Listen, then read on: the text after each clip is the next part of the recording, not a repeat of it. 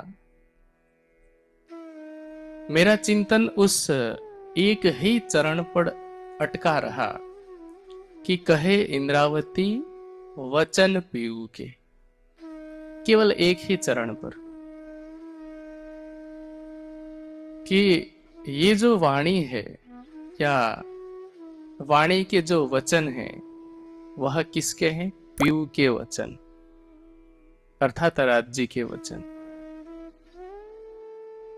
और मैं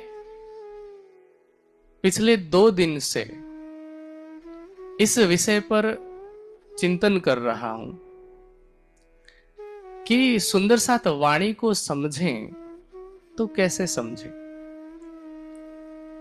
अनेकों टीकाएं हुई है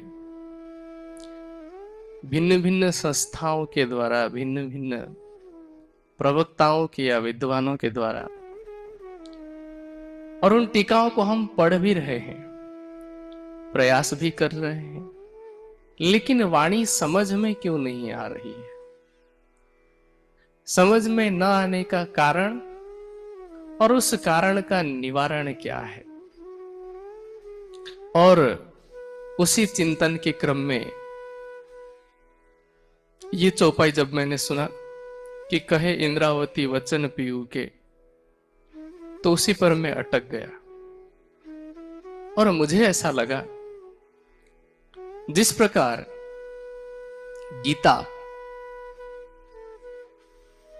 गीता एक ऐसा ग्रंथ है जिस पर विश्व भर की सभी भाषाओं को मिलाकर सबसे अधिक भाषाओं में अनुवाद की गई है और सबसे अधिक विद्वानों के द्वारा इसकी टीका की गई है।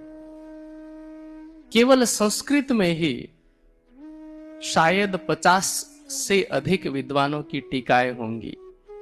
हिंदी में सैकड़ों विद्वानों ने इस पर टीका लिखी है, भाष्य लिखी है। लेकिन क्या कोई व्यक्ति गीता में कहे गए कृष्ण जी के मनाशय को पूरी तरह से समझ सकता है? और यदि नहीं समझ सकता है, गीता के 700 श्लोक हैं, उन सभी श्लोकों को रटने पर भी, उन श्लोकों के अन्वय को रटने पर भी यदि नहीं समझ पा रहा है, तो कारण क्या है? वही कारण ब्रह्मवाणी के संदर्भ में भी लागू होता है। कारण यह है कि जिस मनोभाव में, जिस अवस्था में श्री कृष्ण जी ने गीता का उपदेश दिया, उस मनोभाव तक, उस अवस्था तक आज दिन तक कोई पूर्ण रूप से पहुंच नहीं पाया है। श्री कृष्ण जी योगीराज हैं, योगी हैं। जो योगी योग की उस अवस्था के जितने ही सन्निकट पहुंचेगा, वह कृष्ण जी के मनोभाव को उतनी ही स्पष्टता के साथ समझ पाएगा। इसी प्रकार ब्रह्मवाणी, आत्म जागृति की वाणी, श्री इंद्रावती जी को माध्यम बनाकर, जैसा कि वो कहती हैं, कहलाया हृदय बैठ साक्षात, साक्षात धाम धनी ने हमारे लिए कहलवाई है। लेकिन उस पर अनेकों टीकाएं लिखे जाने के बावजूद, अनेकों विद्वानों के द्वारा चर्चा किए जाने के बावजूद भी हम क्यों नहीं समझ पा रहे हैं? या एक और प्रश्न होता है जो थोड़ा सा विवादित लग सकता है, लेकिन प्रासंगिक है, कि क्या वाणी में लिखी गई चौपाइयों का भाव वही है जो टीकाओं में मिलता है? क्या हम किसी के द्वारा लिखी गई बातों को पढ़ करके 100% वाणी को समझ सकते हैं?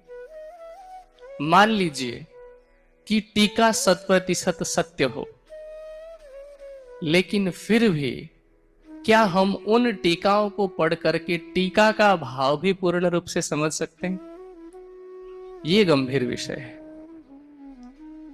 और इसका उत्तर है कि ब्रह्मवाणी या उसकी टीका के भाव को हम सब सुंदर साथ, चाहे कोई प्रचारक हो, चाहे कोई सामान्य सुंदर साथ हो, तब तक नहीं समझ सकते जब तक